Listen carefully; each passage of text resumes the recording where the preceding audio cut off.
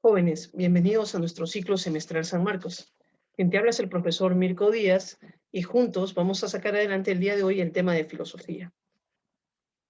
Nuestro tema para el día de hoy es empirismo y criticismo y abordaremos las principales reflexiones de los filósofos Hume e Immanuel Kant. Vayamos, jóvenes, a ver el contexto de esta época. Jóvenes, David Hume y Immanuel Kant, ambos pensadores, se ubican pues en la época de la Ilustración o Iluminismo. Hablamos del siglo XVIII, ¿no? Si bien es cierto, jóvenes, cuando hablamos de la Ilustración nos referimos fundamentalmente a la Ilustración francesa, estos dos autores son representantes de la Ilustración de otros países, ¿no?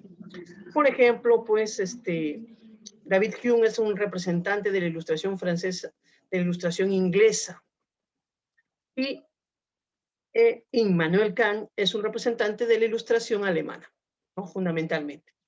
Listo, jóvenes, entonces, sigamos explicando aquí. ¿Qué características tuvo el pensamiento ilustrado?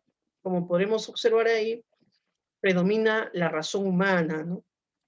Pero una razón humana, jóvenes, no pretende ser pues metafísica, como en el caso de los racionalistas, de Descartes, ¿no? Una razón limitada por la experiencia, ¿no? Por eso dice ahí, una razón humana para explicar fenómenos naturales y sociales, específicamente, no para hablar de temas metafísicos.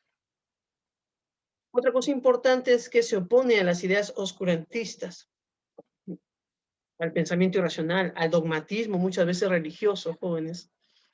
Y bueno, también, jóvenes, recordemos que a nivel político ya la ideología ilustrada pues va a ser el fundamento de la Revolución Francesa y en ese sentido pues va a promover los principios, ideales y valores de la burguesía, ¿no? Listo, muchachos, entonces así hemos llegado pues a analizar esta primera diapositiva.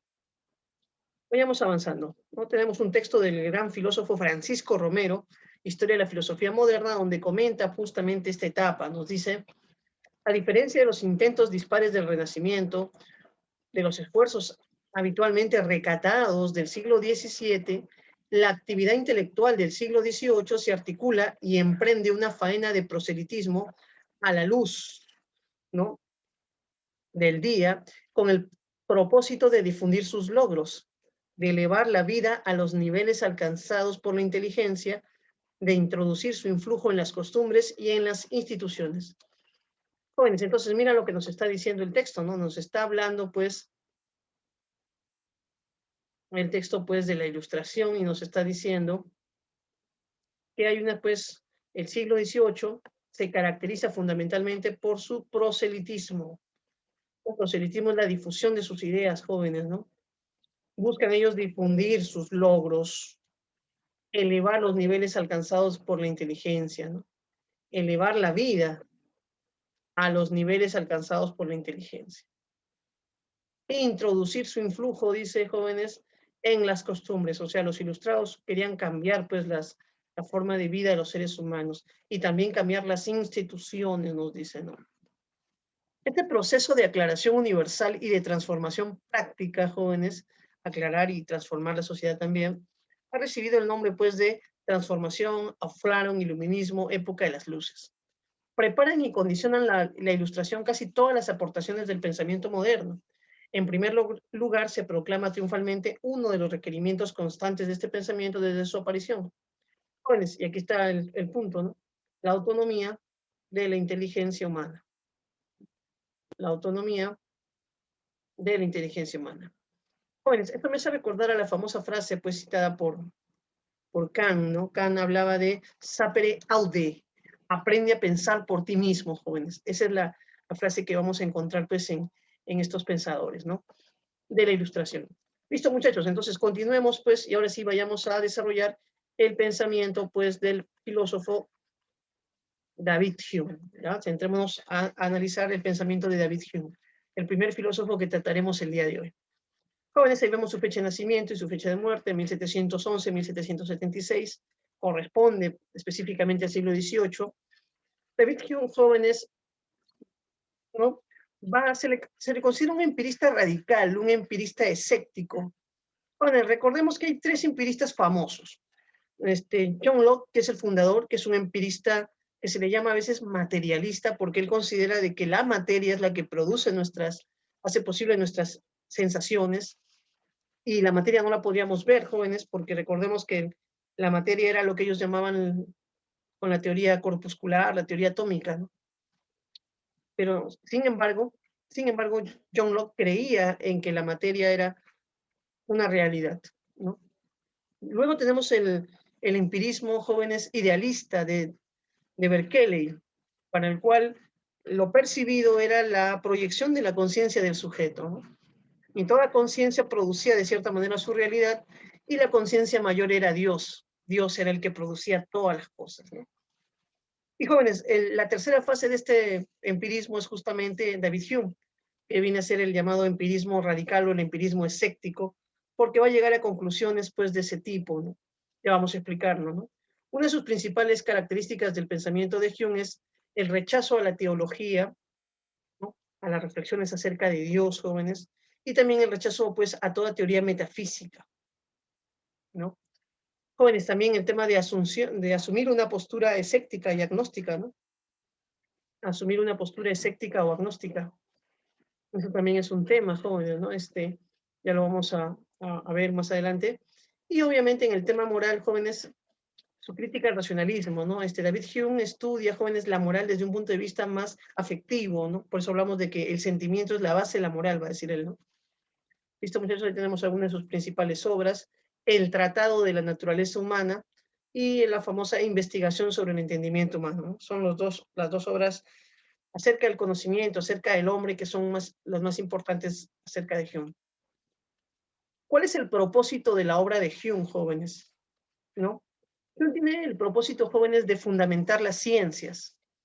Él nos dice, pues, que la única forma de lograr este fundamento de las ciencias es estudiando y comprendiendo al ser que crea estas ciencias, ¿no? Al ser que hace posible las ciencias. Entonces, los seres que hacemos posible las ciencias, jóvenes, somos los seres humanos. Entonces, la única forma de poder fundamentar las ciencias es conociendo de manera más clara y posible, a través de la observación y la experiencia, jóvenes, dice él, la naturaleza humana, logrando comprender qué es el hombre, jóvenes. Esa es más o menos la visión que tenía Hume, ¿no? Era una visión, jóvenes, que mira, si te das cuenta, él es una visión epistemológica, ¿no? Porque quiere fundamentar la ciencia, pero que pasa y llega hacia una antropología, ¿no?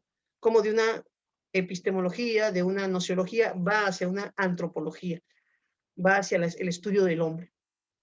Sigamos ahí, jóvenes, desarrollando estas ideas, ¿no? Por otra parte, jóvenes, Hume va a hacer una distinción importante, la distinción entre impresiones e ideas. A ver, te explico. Jóvenes, todos los empiristas hablan de que la experiencia es la base del conocimiento. En ese sentido, todos los empiristas parten de la misma idea general, el principio general. La experiencia es la base del conocimiento, es la que inicia y origina el conocimiento.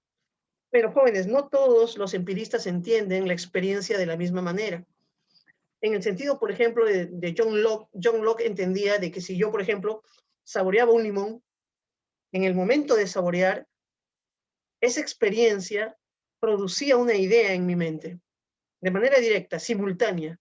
La experiencia generaba una idea, generaba un pensamiento. Entonces, como que en John Locke, la sensación, la capacidad de sentir, recibir sensaciones y la capacidad de pensar, como que de cierta manera estaban como conectadas. Entonces, la sensación causaba ideas, pensamientos, ¿no? Y entonces, jóvenes, esa idea es la que va a cuestionar David Hume. David Hume va a decir, no, son dos procesos diferentes, son dos procesos donde hay que establecer ciertas distinciones. Joven, la idea de Hume era adecuada. Entonces, esa distinción que él va a hacer, por eso va a plantear este concepto de impresiones e ideas. Lo que nos va a decir David Hume, jóvenes, es que él va a empezar diciendo, no, todos los seres humanos tenemos percepciones en nuestra mente. Algunas percepciones son impresiones, son sensaciones que recibimos, y otras percepciones son ideas, ¿no? Entonces ahí nos da ejemplos. Jóvenes, ¿qué son las impresiones? ¿Qué son las ideas? Voy a explicártelo en este momento. Entonces, joven, te decía, por ejemplo, cuando yo saboreo un limón, para Hume, el hecho de saborear un limón, en el instante que lo estás saboreando, eso es una impresión. Jóvenes, no sé, si yo, por ejemplo, ahorita, no, acá tengo un celular, no, quizás no se vea, a ver, delante mío. Cuando yo toco el celular, jóvenes, al sentir su solidez, estoy recibiendo una sensación, estoy recibiendo una impresión, ¿no? Acerca del celular. Cuando lo veo también estoy recibiendo una sensación, una impresión. Ahora, ¿qué dice Hume, jóvenes? La impresión es instantánea, es lo que se da en ese momento, es aquello que siento en ese momento, ¿no? Es, ¿no?, el sabor ácido del limón, la dureza del celular. Ahora, ¿qué es lo que sucede con lo que es la idea? Él dice, las impresiones, una vez que se han producido, jóvenes, se almacenan en nuestra memoria. Y entonces nuestra memoria tiene la capacidad de recordar algunas impresiones. Y ese recuerdo de las impresiones ya no es una impresión, jóvenes. Ese recuerdo de la impresión es una idea. Entonces yo saboreé el limón, el ácido del limón, eso era una impresión. Pero cuando yo recuerdo el sabor ácido del limón, jóvenes, ya no tengo pues una impresión. Lo que acabo de tener con mi recuerdo, al recordar la impresión, lo que estoy teniendo yo es una idea. Jóvenes, yo vi a una chica, eso fue una impresión. Pero ahora cuando la recuerdo, ya no es una impresión, ahora es una idea. Entonces, las ideas, ¿cuál es su característica? Surgen posteriormente, surgen después, no surgen en el mismo instante que tenemos la impresión. Entonces, Hume nos dice, y jóvenes, el profesor ha recortado estos fragmentos, pues, de la misma obra de Hume, así que vamos a leer cómo explica Hume, ¿no?, las cosas. Dice, con el término impresión, pues, quiero denotar nuestras percepciones más intensas, cuando oímos, o vemos, o sentimos, o amamos, u odiamos, o deseamos, o queremos. O sea, cualquier tipo de sensación que una persona instantáneamente siente, ¿no? Con las ideas, dice, ¿no? Y las impresiones se distinguen de las ideas en que son percepciones menos intensas de las que tenemos conciencia, cuando reflexionamos sobre las sensaciones o movimientos arriba mencionados. Jóvenes, aquí va a aparecer un concepto que luego nos va a permitir también la distinción, ¿no?, que muchos autores van a utilizar como criterio, ¿no? Entonces vamos a decir, las ideas son menos intensas, jóvenes, y bueno, no está en el texto, no lo está diciendo Hume, pero habría que escribirlo, ¿no? Las ideas son menos intensas, pero podríamos decir, ¿no? Podríamos decir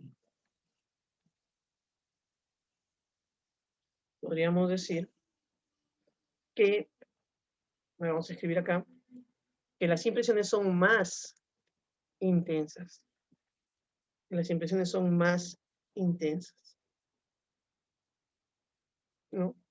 Y entonces, jóvenes, ahí viene un poco la diferenciación. Por eso muchos autores dicen que la diferenciación que hace Hume lo hace a partir de la intensidad, según los grados de intensidad, ¿no? Las ideas son menos intensas, porque un recuerdo siempre es menos intenso que lo vivido, pues, jóvenes, ¿no? En cambio, las impresiones son más intensas, ¿no? Entonces, más o menos ahí tenemos algunas de las ideas señaladas, ¿no? Algunas de las ideas señaladas. Entonces, pasemos ahí, jóvenes, ¿no? Vamos a salir aquí. ¿Qué más nos dice Hume, la diapositiva? Las ideas son copias de las impresiones. Las ideas son copias de las impresiones, sí, jóvenes, eso es lo que sería, es el recuerdo de las impresiones que hay en nuestra mente. Y entonces, una idea es verdadera si se basa en una impresión. Claro, jóvenes, ya lo decíamos, ¿no? Si yo tengo la idea de ácido, es porque he saboreado algo ácido. Y la idea deviene de la impresión, o sea, ¿quién depende de quién, jóvenes? ¿No? Acá tenemos ya una relación. Las ideas dependen de las impresiones y no al revés. No es que las impresiones dependan de las ideas. Hume establece una relación. Tú dependes de esto, ¿no? Entonces, ¿qué es lo que diría Hume? Hume diría, lo vamos a escribir, jóvenes, para complementarlo, no nos hacemos, podríamos decir, jóvenes, que podríamos ponerlo también como una especie de condicional, ¿no? Podríamos decir, primero tengo una impresión, y luego de tener esa impresión, jóvenes, se produce en mi mente una idea, ¿ya? Una forma de explicarlo sería así, la impresión es la idea. O la otra manera de decirlo, jóvenes, es que las ideas dependen de las impresiones. Las ideas dependen de las impresiones.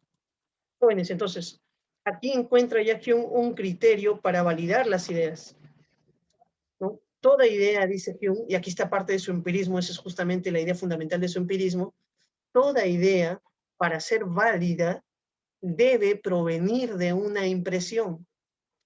Toda idea, para ser válida, debe provenir de una impresión, jóvenes. Esa es la idea central del pensamiento de este autor. Listo, muchachos, vamos a borrar aquí. Vamos a borrar aquí y vamos a continuar. Vamos a continuar, ¿no? Miren lo que nos va a decir aquí el autor. Un ciego no puede formarse idea alguna de los colores, ni un hombre sordo de los sonidos. Devuélvase a cualquiera de estos dos el sentido que les falta, bueno, al ciego darle la vista y al sordo darle el sonido, la capacidad de oír, y al abrir este nuevo cauce para sus sensaciones, se abre también un nuevo cauce para sus ideas, y no encuentra dificultad alguna en concebir estos objetos. El caso es el mismo cuando el objeto capaz de excitar una sensación nunca ha sido aplicado al órgano. Un negro o un lapón no tienen noción alguna del gusto del vino, ¿no? Jóvenes, ahí tenemos pues un texto de Hume que completa lo que estamos explicando. Listo, muchachos, vamos a seguir hablando de Hume. Jóvenes, a partir de esta distinción que hemos visto previamente entre impresiones e ideas, va a surgir otra distinción que él va a plasmar ya a la hora de hablar de los conocimientos. Él va a decir, hay dos tipos de conocimientos entonces en el ser humano. Los conocimientos que se basan en las ideas, ¿no? Y los conocimientos que se basan en las cuestiones de hechos. Entonces, los conocimientos que se basan en las relaciones entre ideas y las cuestiones de hecho. Joven, el tema es bien interesante porque él dice relaciones entre ideas son la matemática. Por ejemplo, como tenemos ahí, por ejemplo, el teorema de Pitágoras, ¿no? La hipotenusa al cuadrado es igual a la suma de sus catetos al cuadrado, ¿no? Entonces, jóvenes, ¿qué tenemos ahí? Cuando yo digo la hipotenusa al cuadrado es igual a la suma de sus catetos al cuadrado, jóvenes, o el cuadrado de sus catetos, ¿no?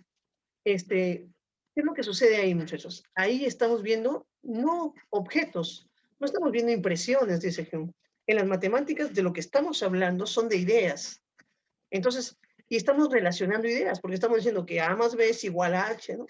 Estamos relacionando, estableciendo relaciones entre las ideas. Entonces, Hume nos va a decir que el conocimiento matemático hace eso fundamentalmente. Es un conocimiento que no habla de la realidad, que al relacionar ideas, jóvenes, pues su contraria es imposible, ¿no? También nos va a decir eso, ¿no? Las ideas, las relaciones entre ideas, la contraria es imposible, porque si yo digo algo, algo es verdad necesariamente, ¿no? En una operación matemática y su contrario es imposible. Si yo digo 2 más 2 es igual a 4, eso es verdad, jóvenes. Y su contraria no es verdad, ¿no? Es decir, 2 más 2 no es igual a 4. Y jóvenes, en cambio, dice él, en las cuestiones de los hechos, en las cosas que pueden ocurrir o no pueden ocurrir, no funciona así, jóvenes. Por ejemplo, estamos acostumbrados pues a que todos los días nuestro, no sé, imaginemos que tienes una clase de física los jueves, entonces te vas a acostumbrar que todos los jueves tienes tu clase de física, pero puede ser que un día el profesor no esté, podría darse, dice Hume, o podría dar otro profesor, ¿no? La clase, entonces no es necesario que las cosas sucedan de una manera en la cuestión de los hechos. Los hechos siempre son, de cierta manera, contingentes. Podrían darse de un modo, podrían darse de otro. Y de ese sentido, jóvenes, dicen las cuestiones de hecho, su contraria sí es posible. Su contraria sí es posible, ¿no? Entonces ahí tenemos pues dos elementos. Ahora, ¿qué aprendemos en las cuestiones de hecho, jóvenes? Justamente la relación de causa y efecto. Es la relación que aprendemos a través de la experiencia y que se da por los principios de semejanza y razonamientos inductivos, ¿no? Jóvenes, aquí ya comenzamos a hablar pues de por qué decimos, adelantamos cosas, hacemos predicciones, ¿no? ¿No? Hacemos predicciones, hablamos del futuro como si supiéramos. Justamente Hume nos va a decir, no, cuando hablamos del futuro, cuando creemos estar haciendo predicciones y hablar del futuro, eso es un error, dice Hume. creemos los seres humanos, ¿no? Que alguien habla acerca del futuro, pero en realidad cuando hace una predicción, joven, siempre está hablando de su experiencia pasada. Imaginemos que a un niño joven nunca le hemos mostrado un globo, nunca le hemos mostrado un globo. Y entonces estoy con mi globo y estoy con la aguja. Y le pregunto al niño que nunca ha visto un globo, ¿qué va a pasar si junto la aguja con el globo? Y no lo va a saber. No lo va a saber porque jóvenes no tiene por qué nacer con conocimientos innatos, ¿no? Si no ha tenido la experiencia de ver, hacer explotar un globo con una aguja, no va a saber qué pasa. Pero imaginemos, joven, que yo tengo la costumbre ya de mostrarle siempre, ¿no? Entonces imagínate que yo cojo un globo, pum, desinflo un globo, desinflo un globo, desinflo, y justamente esta persona me ve hacer eso todos los días. Y entonces yo le digo, mira, tengo un globo y tengo una aguja, ¿qué va a suceder? Jóvenes, él ya sabe qué va a suceder en el futuro si yo junto las dos cosas, ¿no? Va a explotar el globo, pero lo sabe no porque, no porque sea un adivino del futuro, sino porque ha visto que ese suceso se ha repetido siempre en el pasado. Entonces, nuestras predicciones son, se dan a base de nuestra experiencia pasada, ¿no? Se dan a partir de nuestra experiencia pasada. Y esa es una idea que Hume nos va a explicar, que Hume nos va a dar, ¿no? Y entonces dice, si nuestras predicciones, nuestros razonamientos inductivos, ¿no? Se dan, pues, a partir de la experiencia pasada, son producto de la costumbre.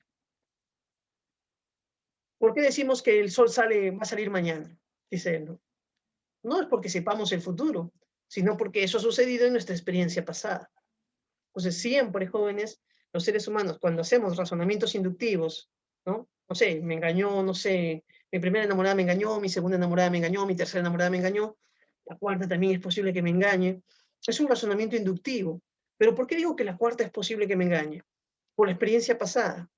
Entonces, jóvenes, Hume señala que es la experiencia pasada el fundamento de los razonamientos inductivos, el fundamento de las predicciones y el fundamento de esta idea de causalidad, que es lo que vamos a hablar posteriormente, ¿no? Es lo que vamos a hablar posteriormente. Ahí tenemos, jóvenes, algunas de las ideas. Aquí tenemos ya la costumbre, ¿no? Vamos a leer el textito, jóvenes, que se ha colocado ahí.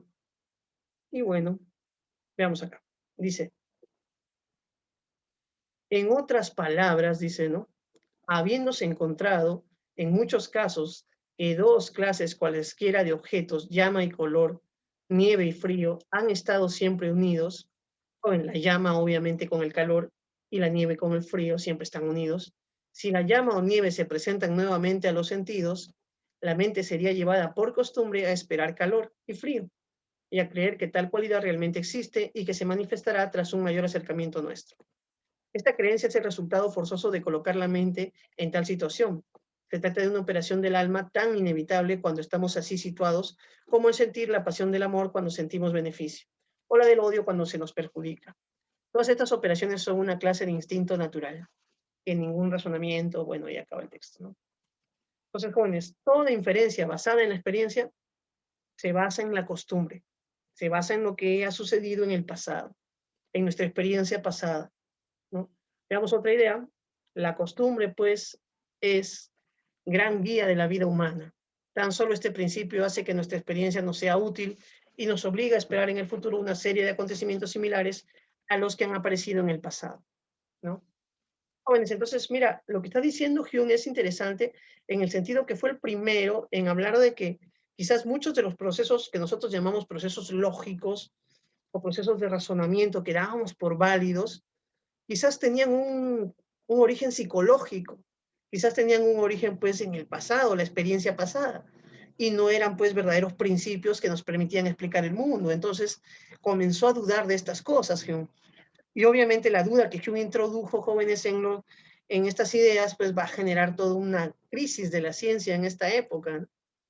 Jóvenes, sumado a la cuestión de la crítica también de las costumbres que va a hacer. Hume va a decir, por ejemplo, siguiendo su principio empirista que ya te expliqué, pues la primera parte de la clase, donde él decía que toda idea para ser válida debe provenir de una impresión, Hume va a decir que hay ideas que no provienen de una impresión, jóvenes, y que por lo tanto son inválidas, son ideas falsas. pueden ser creencias, pero no tienen ningún fundamento empírico y por lo tanto carecen pues de validez, ¿no? Son las ideas llamadas metafísicas, ¿no? ¿No? Bueno, vamos poniéndole ahí también ese nombre, ¿no? Porque Hume les llama así, les llama las ideas metafísicas. Dice, estas ideas metafísicas, o esas ideas metafísicas deben ser rechazadas, ¿no? Deben ser rechazadas por una mente, pues, prudente, ¿no? ¿Por qué? Porque no se basan, pues, no tienen ningún sustento, ¿no? Las ideas de metafísicas deben ser rechazadas. Y ¿de dónde proviene la idea de Dios, del alma, del mundo, de la causalidad? Bueno, proviene de la costumbre, dice él, ¿no? De cierta manera, de alguna manera los seres humanos creamos estas ideas a pesar de que carecen de impresiones. Jóvenes, podríamos hacer un análisis, por ejemplo, ¿no? Yo puedo hablar de limón, porque de limón tengo una experiencia. Yo puedo hablar de la puerta, porque la puerta la toco, la siento. Yo puedo hablar, jóvenes, no sé, de un familiar, porque conozco al familiar, capto experiencias de él. Pero Hume dice, ¿puedo hablar de Dios? Y él dice que no, jóvenes. ¿Sabes por qué? Dice, porque ¿cómo capto a Dios? ¿Cómo aprendí la idea de Dios? Y se pregunta así, ¿qué impresión específica originó en mi mente la idea de Dios? Y jóvenes, en otras palabras, ¿a Dios lo viste? ¿Lo tocaste? ¿Lo saboreaste? ¿Lo oliste? ¿Lo escuchaste? Ninguno de tus sentidos ha aprendido la idea de Dios. Entonces, ¿cómo está en tu mente la idea de Dios? Por costumbre. Pero la idea de Dios es inválida. Y lo mismo pasa con la idea del alma, jóvenes. Claro, hablamos del alma, pero ¿quién ha visto un alma? ¿Quién ha tocado un alma? ¿Quién ha saboreado un alma? ¿El alma se ha aprendido por la experiencia? La respuesta es no. Y si no se ha aprendido por la experiencia, ¿por qué hablamos de alma como si fuera algo válido? El principio empirista nos lleva pues a negar la idea de alma. Y así, jóvenes, se niega la idea de mundo, la idea de causalidad, ¿no? La idea de objeto, la idea de realidad, ¿no? Entonces hay muchas ideas que la idea de yo también que se va a cuestionar ahí, ¿no? Entonces tenemos ahí, jóvenes, más o menos la propuesta de David Hume, ¿no? La propuesta de David Hume, vamos ya terminando pues la parte de la clase. Jóvenes, y ahora vamos a pasar ya a la parte pues del pensamiento de Kant, ¿no? Vamos a hablar de Kant en este momento. Entonces, para ello vamos a leer pues un texto también de Francisco Romero, así como en la primera parte. Dice, el racionalismo pierde terreno en sus pretensiones metafísicas, pero se mantiene su ideal de racionalidad, su propensión matematizante y su criterio de lo claro y lo distinto. El empirismo, en cambio, se difunde, configura en muchos una especie de positivismo y confirma su autoridad por su adecuación para la tarea de divulgación y de reforma intelectual y práctica a que se aplican algunos de los hombres más representativos de la época. Lo racional deja en muchos espíritus el sitio a lo razonable, a lo satisfactorio para la razón en su función crítica dentro del campo de la experiencia. Bueno, esto es importante, jóvenes, ¿no? Estamos hablando de las dos escuelas que se van a desarrollar en esa época moderna y cómo cada una va aportando algo, pues, al conocimiento, ¿no? ¿No? Entonces nos dice el empirismo, ¿no? El racionalismo deja de ser un racionalismo metafísico y bueno, ¿no? El empirismo también aporta algo por ahí. Y jóvenes, generalmente, esta idea de hacer un análisis de lo razonable, dice, ¿no? Lo satisfactorio para la razón en su función crítica dentro del campo de la experiencia. Es decir, cuestionar las cosas que se podían, pues, captar con la experiencia. Y jóvenes, al final del siglo, dices, aparece, pues, la filosofía kantiana, que va a intentar hacer, pues, la gran síntesis, ¿no? El racionalismo y el empirismo se van a ver sintetizados por la filosofía de Kant, ¿no? Kant va a querer, pues, jóvenes, desarrollar, pues, una filosofía sintetizando estas dos teorías opuestas, ¿no? Eso es lo que nos plantea Francisco Romero. Listo, jóvenes. Entonces pasemos a las ideas de Kant, ¿no? Las ideas de Kant también son interesantes. Immanuel Kant, jóvenes, ahí tenemos también cómo su vida fluctúa principalmente en el siglo XVIII. Si bien es cierto, ya vive un poquito más al siglo XIX, pero si te das cuenta, es un autor del siglo XVIII, es un ilustrado alemán, el filósofo Kant, ¿no? Jóvenes, la famosa, pues, lema de Kant, el famoso lema sapere aude, atrévete a pensar por ti mismo, atrévete a equivocarte, pero a pensar por ti mismo, jóvenes. La única forma de romper con esta minoría de edad, ser menor de edad significa, jóvenes, dejar que otros piensen por ti. Kant decía, la única forma de acabar con esta minoría de edad es pensar uno por sí mismo y atreverse. ¿no? Lo único que nos impide pensar por nosotros mismos es nuestra propia pereza y el miedo a cometer errores. Pero jóvenes, todos podemos equivocarnos, pero aprenderemos pues de nuestros errores, ¿no?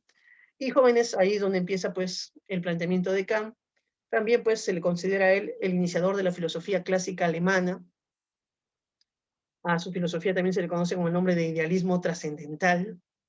Jóvenes, ya dijimos, realiza una síntesis entre el racionalismo y el empirismo, y obviamente propone una crítica de la razón en su uso teórico y práctico. Eso lo vamos a ver en estos momentos, ¿ya?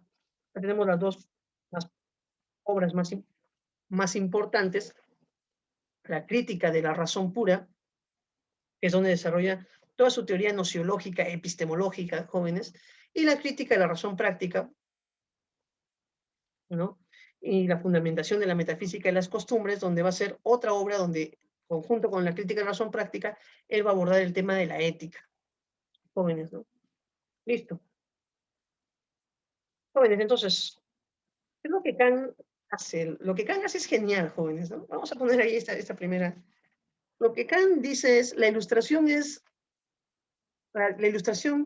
ha consistido en que todas las cosas han sido sometidas a la crítica de la razón, ¿no? La razón ha criticado todo lo que había que criticar, jóvenes: el dogmatismo, la política, la religión, las diversas teorías. Entonces, la razón ha sido un ente crítico, ha cuestionado todos los demás ámbitos, pero la razón no se ha autocuestionado a sí misma, jóvenes. Entonces, la razón ha hecho la crítica de todos los demás ámbitos, pero no ha hecho la crítica de sí misma. Y es ahí donde Kant dice, por eso es necesario hacer una crítica de la razón. La razón también tiene que conocer sus límites. La razón no puede andar por el mundo creyendo poderlo todo, no es todopoderosa. Entonces, necesitamos hacer un estudio previo de la razón para poder descubrir sus límites y sus usos.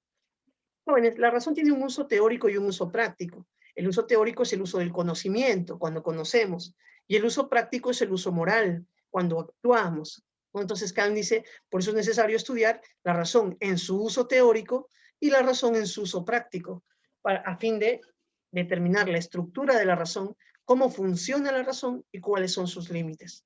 Jóvenes, esa es una idea genial de Kant, así como lo plantea, pues era necesario realizar una crítica a la razón para conocer sus límites. Además, Kant también va a entender por filosofía, jóvenes, algunas cosas.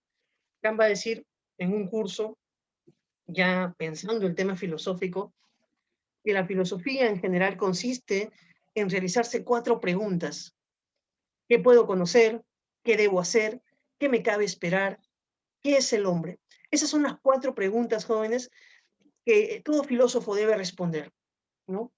Y entonces, jóvenes, ahí también ya está delimitando. Y si te das cuenta de algo, jóvenes, no hay la pregunta ontológica, ¿no? No hay la pregunta acerca del principio de todas las cosas. Entonces, Kant ya está situando su filosofía en un plano nociológico, en un plano antropológico, pero está dejando de lado el plano ya cosmológico, el plano ontológico, ¿no? Entonces, eso también es importante recalcarlo, darnos cuenta, ¿no? Una pregunta ontológica, por ejemplo, sería, ¿cuál es el principio de todas las cosas? Como en los presocráticos. Jóvenes, vamos viendo acá un texto de los prolegómenos de Kant, que es otra ahorita donde él resume sus ideas. Una cosa es cierta: quien ha probado una vez la crítica, siente ya siempre repugnancia por la charla dogmática, con la cual antes por necesidad se contentaba, porque su razón necesitaba algo y no podía encontrar nada mejor para su sustento. La crítica se relaciona generalmente con la metafísica de escuela, como la química con la alquimia o la astronomía con la astrología de los adivinos, ¿no? Pueden hacer una comparación, ¿no? La crítica es como la química para la alquimia, ¿no? Entonces, bueno, la química es lo serio, la alquimia era un estudio pues, pseudocientífico, ¿no? Entonces, la crítica es el estudio serio de la filosofía, la metafísica no, dice Kant, ¿no? O como la astronomía y la astrología, hace una comparación ahí, una comparación interesante el filósofo Kant, ¿no? El conocimiento, jóvenes, fuentes. Jóvenes, como ya dijimos, Kant tenía el objetivo de unir las dos teorías previas: el empirismo, que nos decía que todo conocimiento deriva de la experiencia, y el racionalismo, que nos decía que todo conocimiento pues se produce en la razón. Esas eran las propuestas kantianas, el intento kantiano de lo que él quería plantear. Pero entonces vamos a ver, jóvenes, cómo él hace esta síntesis, ¿no? Por un lado, él dice que la experiencia es la que inicia el conocimiento, que la experiencia, los sentidos, son la capacidad que tenemos receptiva, lo de los seres humanos, que nos permite recibir las sensaciones, ¿no? Estas sensaciones que nos permiten, pues, experimentar el mundo, ¿no? De cierta manera. Jóvenes, pero mira, acá hay un añadido que Kant hace. La experiencia nos da la materia del conocimiento, el contenido del conocimiento. ¿Te acuerdas de la división de Aristóteles entre materia y forma? Kant la va a usar para el conocimiento. Kant va a decir que la experiencia nos da la materia del conocimiento, pero que la razón nos da la forma del conocimiento. Mira, esta idea es genial, ¿no? La razón te da la forma y la experiencia te da la materia. Juntando ambos, surge el conocimiento. Por eso la razón y la experiencia no están separadas y no podemos pensar un proceso del conocimiento sin la complementariedad de ambas teorías. Jóvenes, esta idea es genial, así como está, es genial, ¿no? Pero lleva algo más también. Las impresiones jóvenes sensibles, si no tienen forma, son pues, son caóticas, están desorganizadas. Entonces, si bien es cierto, recibimos sensaciones, es en nuestra mente donde estas sensaciones adquieren una forma, adquieren un orden, adquieren una organización. Y por eso, jóvenes, el conocimiento en realidad es este proceso de organización de estas impresiones. Entonces, para Kant, jóvenes, el conocimiento solo puede entenderse como este proceso que tiene la razón humana de organizar las sensaciones, las impresiones, de organizar la experiencia. Y jóvenes, para organizar esta experiencia, Kant postula pues una teoría ya que ha sido pues es la parte medular y esencial de su teoría, ¿no? Que en la mente humana, ¿no? No sigue a Descartes en el sentido de que haya ideas innatas, ideas ya hechas, no, dice, pero sí hay condiciones innatas, condiciones a priori, que hacen posible el conocimiento. En la razón hay ciertas formas a priori. Y jóvenes, Kant habla de formas puras de la sensibilidad, que hacen posible la experiencia. Y las dos formas que los seres humanos tenemos en nuestra mente que hacen posible la experiencia son el tiempo y el espacio. Jóvenes, mira lo que está diciendo Kant, ¿eh? El tiempo y el espacio no están en la materia, no están en las cosas como pensamos, están en nuestra mente. Pero como nuestra mente pone materia y forma a lo que conocemos, el mundo nos aparece como temporal y espacial. Entonces, recuerda otra vez, lo explico. El tiempo y el espacio para Kant están en nuestra mente. Son condiciones a priori de la sensibilidad, son condiciones a priori que hacen posible, jóvenes, la experiencia. Entonces, cuando tenemos una experiencia, nuestra mente pone tiempo y espacio en lo que hemos experimentado y por eso vemos un mundo tiempo-espacial. Jóvenes, lo mismo pasa con la idea de sustancia y causalidad, que son los conceptos puros del entendimiento. Para poder pensar algo, lo pienso como una sustancia. Y cuando quiero pensar causas y efectos, los pienso a partir de la noción de causalidad, que es una noción que también tengo en mi mente. Y yo pongo en los fenómenos. Jóvenes, entonces Kant hace esta síntesis, uniendo la razón y la experiencia, y planteando pues las llamadas formas a priori. Jóvenes, ahí tenemos un texto donde de seguro Kant está resaltando esta idea. No hay duda de que todo nuestro conocimiento comienza por la experiencia, pues si no fuese así, ¿qué despertaría a nuestra facultad cognitiva para que se pusiera en ejercicio si no aconteciera esto por medio de objetos que mueven nuestros sentidos y en parte producen por sí mismos representaciones y en parte ponen en movimiento la actividad de nuestro entendimiento para compararlas a estas, conectarlas o separarlas y elaborar así la materia bruta de las impresiones sensibles y hacer de ellas un conocimiento de objetos que se llama experiencia? Según el tiempo, pues, ningún conocimiento precede en nosotros a la experiencia, y con esta comienza todo conocimiento. Pero aunque todo nuestro conocimiento comience con la experiencia, no por esto surge todo de él de la experiencia. Pues bien podría ser que nuestro conocimiento de experiencia fuese el mismo, un compuesto formado por lo que recibimos mediante las impresiones y lo que nuestra propia facultad cognitiva, tomando de las impresiones sensibles solo la ocasión para ello, produce por sí mismo, ¿no? Jóvenes, entonces aquí encontramos pues las ideas que yo ya te estaba mencionando previamente, ¿no? Obviamente Kant está diciendo, mira, todo conocimiento, según el tiempo, pues ningún conocimiento precede en nosotros a la experiencia. Pero a nivel ya, eso no significa, dice, que todo venga de experiencia. No por eso todo surge de él. Nuestra razón, nuestra propia facultad cognitiva, ¿no? Produce ciertas cosas por sí misma, pone algo en las cosas, ordena. Ya, muchachos, entonces ahí tenemos más o menos algunos comentarios al texto. Ese texto lo toma pues de la crítica a la razón pura. Es un fragmento de la crítica. Jóvenes, el conocimiento, el giro copernicano. Eso también es importante, es otra forma de explicar lo que te estaba diciendo previamente. Jóvenes, Kant considera que su filosofía ha generado un giro copernicano. A ver, el giro copernicano es esta idea central famosa, jóvenes, por el cual el astrónomo Copérnico cambió el orden donde se encontraban situados los planetas y el Sol, ¿no? Principalmente la Tierra y el Sol. Antes de Copérnico, ¿qué se decía? Que la Tierra era el centro y el Sol giraba alrededor de la Tierra. Entonces vino Copérnico y dijo, no, eso es un error, hay que corregir las cosas. Y Copérnico lo corrigió, dijo, no, el Sol está en el centro. Entonces puso al Sol en su correcto lugar y puso la Tierra en su correcto lugar. Ese es el giro copernicano. Pero jóvenes, ahora Kant va a decirnos que su filosofía es también un giro copernicano del conocimiento. Entonces, ¿qué nos está diciendo Kant? Nos está diciendo esto. Antes de Kant, antes de mí, diría Kant, se consideraba que el objeto era lo más importante a la hora de conocer, que el objeto determinaba las características del conocimiento. Y entonces, ¿qué pasaba con el sujeto? El sujeto solo se adaptaba al objeto. El sujeto era pasivo, se adaptaba al objeto que era activo.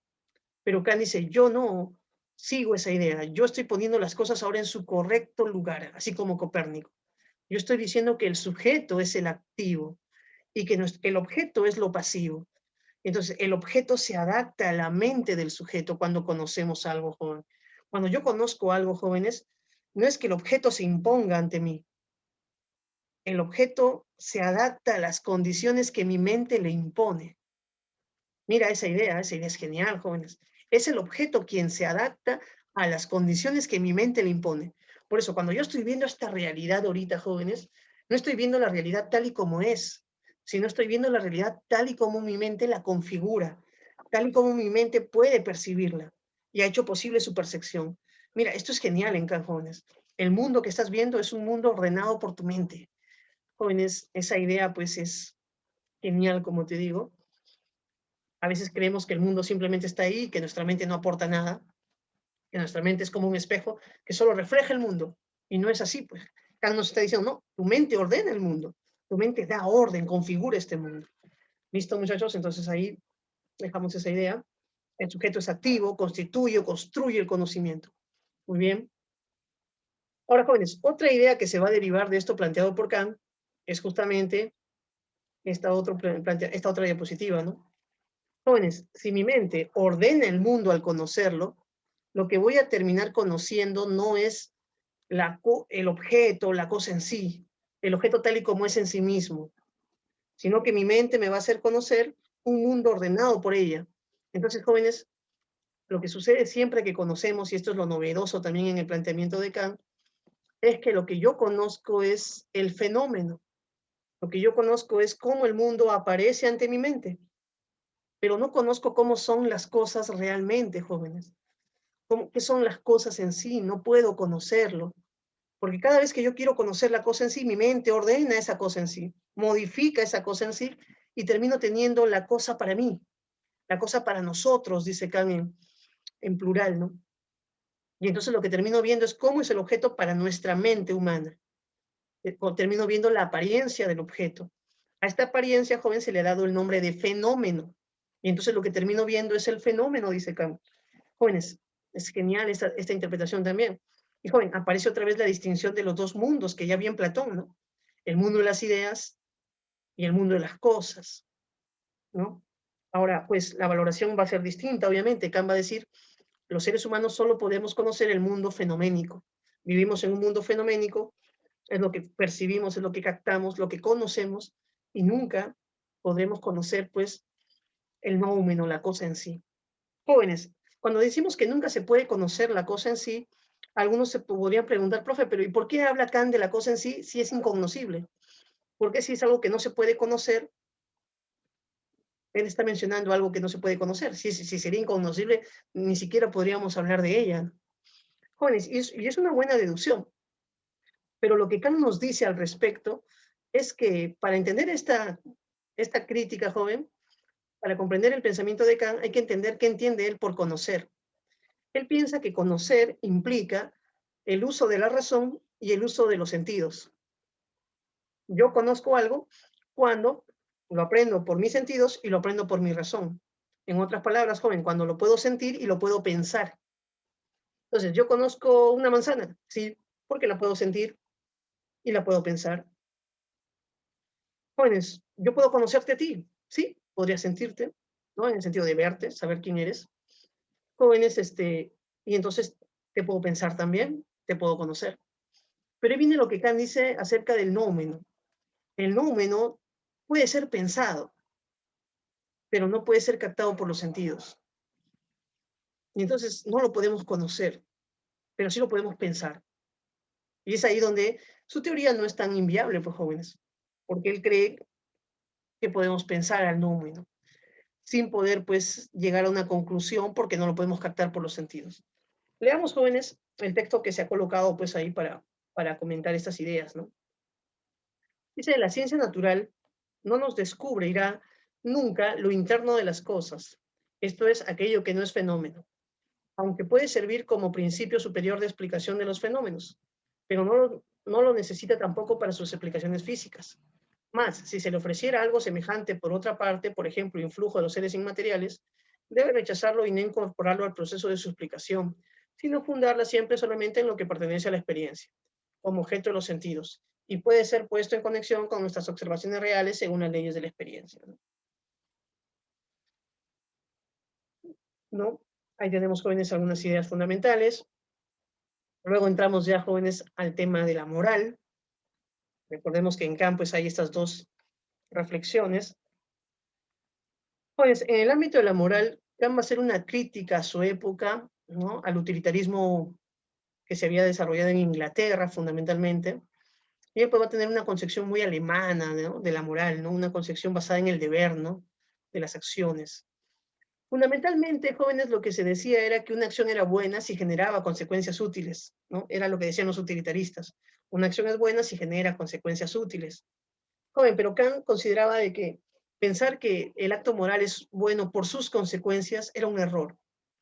Y bueno, y el otro, pensar de que un acto es moral si genera consecuencias útiles, también era otro error, porque el hecho de que la moral es lo útil, no, pues dice Kant, la moral es cumplir el deber, la moral es hacer el bien, pero no hacer el bien de manera interesada, ¿no? Si yo cuando hago una acción moral busco lo útil, estoy haciendo el bien por un interés. Entonces, jóvenes, Kant lo que va a decir es que una acción buena, una buena acción, su bien está dentro de ella, en la realización misma de esta acción, ¿no? El bien, por eso Kant va a hablar de que el bien es la buena voluntad, ¿no? Entonces, cada persona tiene buena voluntad si a la hora de obrar actúa, jóvenes, haciendo el bien por el bien mismo y sin esperar consecuencias positivas o sin esperar pues utilidades, sacar algo útil de la moral. Eso para Kant no era visto, no era bien visto, ¿no? Jóvenes, vamos a continuar explicando esto, pero leamos el texto en este momento. No es posible pensar nada dentro del mundo, ni después de todo, tampoco fuera del mismo, que pueda ser tenido por bueno sin restricción alguna, salvo una buena voluntad, la voluntad de la persona, jóvenes. Una buena voluntad es una buena persona. La inteligencia, ingenio, discernimiento. La buena voluntad no es tal por lo que produzca o logre, por las consecuencias, como ya te decía, ni por su idoneidad para conseguir un fin propuesto, sino su querer lo único que la hace buena es de suyo, querer hacer el bien. Considerada por sí misma resulta sin comparación alguna mucho más estimable que todo cuanto merced a ella pudiera haberse materializado en favor de alguna inclinación e incluso si se quiere del compendio de todas ellas. Bueno, lo que nos está diciendo es que la buena voluntad es más valiosa que todo lo que hagamos con ella. O sea, que la voluntad humana es más valiosa de todo lo que se pueda hacer con la voluntad humana. Kant es, pues, como te digo, un filósofo, ¿no? En este sentido, pues, que no quiere que la moral se sustente en algo fuera, extramoral, sino que la moral se funda dentro de sí misma en la racionalidad humana, jóvenes. Justamente ese es el aporte que Kant va a dar, ¿no? Acá tenemos, joven, un esquemita que nos permite explicar este tema, el valor moral, la ética formalista y deontológica de Kant. Deontológica, principalmente, jóvenes, porque se basa en el deber, en el concepto del deber. El deber es, dice Kant, la autoexigencia de cumplir la ley moral por respeto a la ley moral, ¿no? Es la autoexigencia de cumplir la ley por el respeto moral. Jóvenes, y aquí Kant hace una distinción que puede ser útil, ¿no? Que puede ser útil. Dice, el valor moral de una acción no depende de lo que de hecho se haga, sino de la relación que guarda la acción con el deber, ¿no? La relación que guarda la acción con el deber, eso es muy correcto, jóvenes. Ahora, tipos de acciones según la relación con el deber. Acción contraria al deber. El sujeto moral conoce su obligación, pero realiza lo contrario. Joven, como esposo uno debe ser fiel. Pero ¿qué pasa de las personas que no lo son? Su acción es contraria al deber. Como estudiante, tú debes dar tu examen sin copiarte. Pero ¿qué pasa si te copias? Estás actuando contrario al deber. Jóvenes, pero sigamos. El sujeto moral conoce su obligación y lo realiza, pero por un motivo ajeno al deber. ¿Qué tal, jóvenes, si te ibas a copiar en tu examen, pero justo la corte te comienza a observar, ¿no? Y ya no puedes hacerlo y al final no te copias porque te están observando. Actuaste conforme al deber porque al final no te copiaste, pero no lo hiciste por el motivo correcto de que tú no querías copiarte, sino porque te estaban observando y eso te iba a tener consecuencias negativas. Igual, ¿qué tal si un esposo quiere pues engañar a su esposa, pero no lo hace pues por la vigilancia constante de esta, ¿no? Obviamente al final termina siendo fiel, pero no lo hace pues obviamente por el deber, sino actúa conforme al deber, pero no es el motivo cumplir su deber lo que lo lleva a ser fiel, ¿no? Jóvenes, por eso Kant dice, ¿no? La acción por el deber es aquella acción que realizamos, jóvenes, por nosotros mismos y porque es nuestra obligación, porque es cumplir el deber. Entonces, yo soy un estudiante, nadie me está observando, pero aún así, a pesar de que nadie me observe, no me copio.